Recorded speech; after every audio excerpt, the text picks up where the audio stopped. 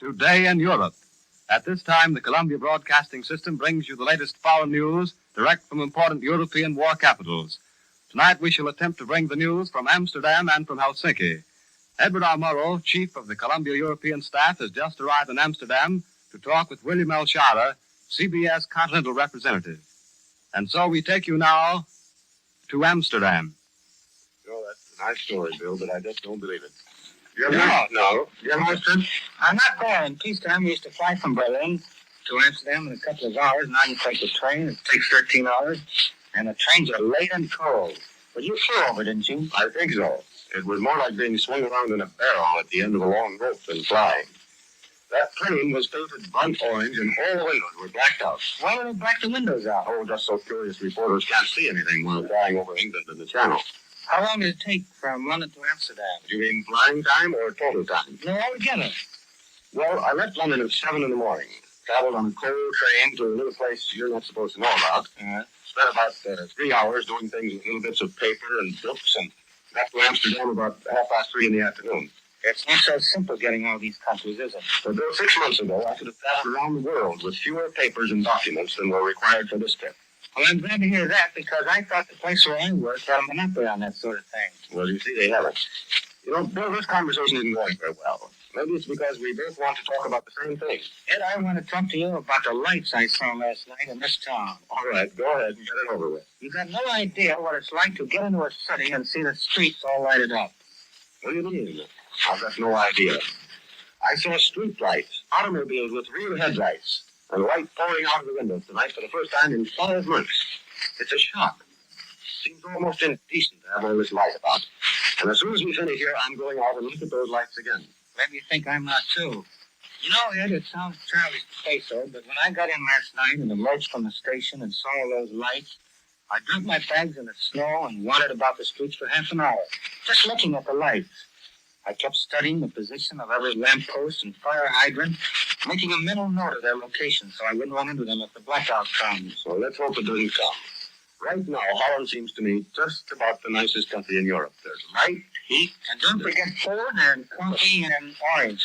It's been snowing all day.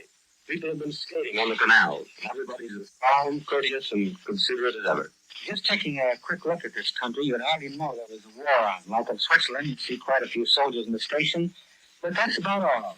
I'd like to forget there's a war on for a few days, but I suppose since this is the first time we've been together since the war started, we'd better compare a few notes. Remembering 3 things. First, that we're talking from a neutral country. Second, that you've got to go back to Berlin. And third, I've got to go back to London. The question most people are asking in England these days is, will the Germans attack in the spring? Then I don't know a single German who isn't sure that there will be plenty of action in the spring. But what kind it'll be and where, no one knows or is likely to know until the blow falls. Oh, I see. Does that mean that the Germans have pretty well given up hope for the success of the so-called peace offensive? Absolutely. You'll hear no more talk of peace in Berlin. As Dr. Frick, the German Minister of Interior, told the people last Sunday, the decision now must come by force of arms. And the German people are reconciled to it. Well, when you say action in the spring, you mean a general offensive? Not exactly. Dr. Frick promised the people the other day that no lives would be thrown away in this war. Most people took that to mean that there would be no large-scale offensive against the Maginot Line, which would be a very costly proceeding. In Germany, when people talk of action in the spring, they seem to have in mind something else. Say, a great air offensive directed against the country where you're stationed. Of course, the truth is, when you come right down to it, German generals, like British and French generals, are not giving away their plans in advance. Therefore, whatever happens is likely to be in the nature of a surprise, but that something will happen, and so every last person in Germany is sure. Lad, what sort of action, if any, do the people on your side expect as soon as the snow melts? So we get a new theory every 24 hours. But on the whole, the British think they're doing pretty well with things just as they are. You mean they expect the war to continue as it has for the next few years because the Germans don't? Well, put it this way. The British think their blockade is squeezing the Germans pretty hard. They are losing many men. They're trying to equal Germany's rate of airplane production. And a considerable number of people have some sort of vague idea that if they just keep the pressure on the Germans will finally crack without any major military action. The real difficulty, of course, as viewed from London is that there just isn't any front. You can almost say that it's a war in search of a front. Well, as it looks from London, the Germans still have the initiative, and they can pick whatever front they like for that move you seem to expect in the spring. Well, that's interesting because the Germans think that the Allies have already taken the initiative in their quest for new fronts, say in Scandinavia or in Southwest Europe and both places. Strategically, it's to the advantage of the Germans to keep their front as small as possible. And, of course, if it's to be widened, to pick the new front themselves. Yes, I see. Of course, the British are looking about for new fronts, but the map's all colored up with neutrals. And the British assert that they don't propose to violate anybody's neutrality. But, of course, there's always the possibility that some neutral may invite them to come in to prevent the house from being robbed. Here's a question I'd like to put to you, Ed. Is there any talk in your country of a possibility of a negotiated peace before the war really gets serious? Plenty. You see, the official British position is this. They say they're going to negotiate a peace at the end of this war, even if they have to beat the Germans first. Of course, those ideas may change when the time comes to make the peace. For the time being, British propaganda is trying to convince the Germans that they can have a reasonable peace if they'll only get rid of their present rulers. In all frankness, I must say I don't think that propaganda is getting very far in Germany. The average German you talk to, regardless of whether he's a supporter of the regime or not, will tell you that he remembers very well the Allied propaganda in 1917-1918, in which America also had a part, and which promised him that if only he would get rid of the Kaiser, the German people would be given a just peace. Somehow this Allied talk about getting rid of the present regime and then getting a fair peace strikes him as no more sincere than the similar propaganda in the last war. I see. Does that mean the Germans take the view that it's all or nothing, that they've got to win this war or be smashed completely? Exactly. Every day it's hammered into them that they have only two alternatives. Either to win the war, in which case they have a bright future, or to lose the war, in which case their present leaders assured them that there will be such a peace as will make Versailles look like an ideal instrument of justice and fair dealing. Don't underestimate the sacrifices almost any German will make in order to avoid another Versailles or worse. And I'm very much afraid that on that particular point, the German leaders are right. As you know, there's a lot of discussion in London of liberal peace terms for an equal and self-respecting Germany. During the early months, the distinction was constantly drawn between the German government and the German people. I remember reading those. Yeah. Well, that's changing. People are beginning to get mad. This bombing and machine gunning of trawlers hasn't helped. And don't forget that the French have their ideas about what's to be done with Germany when and if the Allies win this war. From what we hear in London, those ideas, if put into practice, would pretty well pulverize Germany and probably pave the way for another war. Not in 20 years' time, then in 40. There isn't quite as much talk of a federated Europe after this war as there was during the first few months. There's more talk of a complete union between Britain and France. I think maybe we agree, Bill, that whoever wins this war is going to impose a peace that will make Versailles and Brest-Litovsk look like a polite exchange between... Well, that's one thing we do agree on, Ed. All right, let's talk about more pleasant things. About food? All right, about food and drink. First, let's record the fact that the food in Amsterdam is excellent. Agreed, especially the oysters and butter and coffee and oranges. What about the food in Germany? You look pretty well fed. You're no advertisement for the British diet yourself. Well, that's not the fault of the controller of food, Bill. There's still plenty of everything to eat and drink in London, except bacon, butter, sugar, and ham. What about Berlin? I don't do so badly myself. You laugh at this maybe, but in Berlin, for some reason, they classified me as a heavy laborer.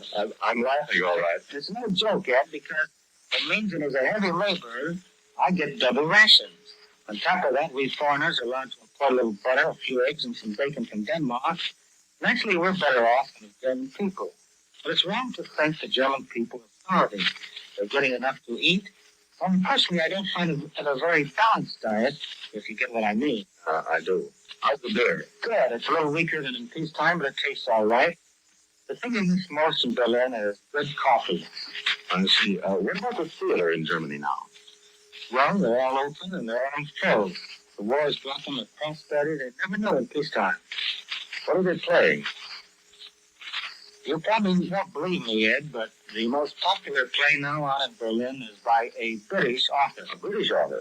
He's been backing them in since the war started, and his name is George Bernard Shaw. The play is Comedian. When When I get back to London, I should ask Mr. Shaw if he's getting his royalties on those performances. I'd like to know. How about the theater in London, Ed? Well, they were all closed during the first few weeks, but most of them are open again now, and they're doing pretty fair business. Most of the stuff is light, and the audiences are certainly not very critical.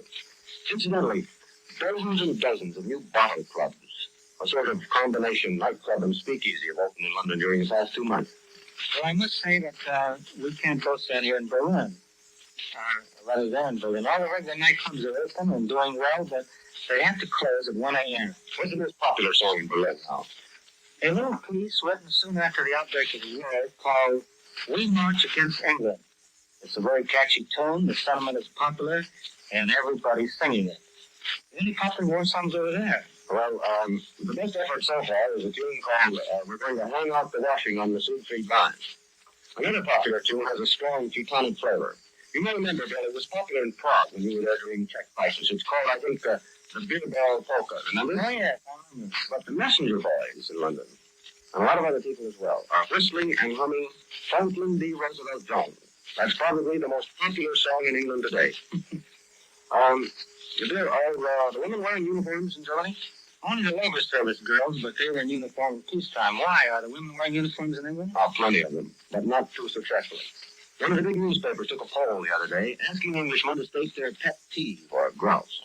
Women in uniform led the list by miles. Well, I can't say we have that problem in Germany, but there's another, and that's clothes in general.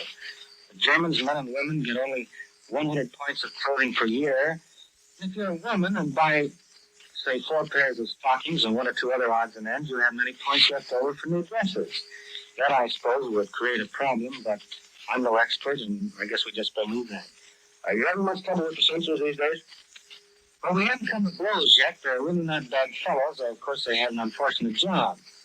The worst thing is not the actual censorship, but the censorship of news at its source. Well, that's pretty much the same thing in England. The greatest example of that, of course, was the news we didn't get and still haven't got about the resignation of Mr. Orwellisha.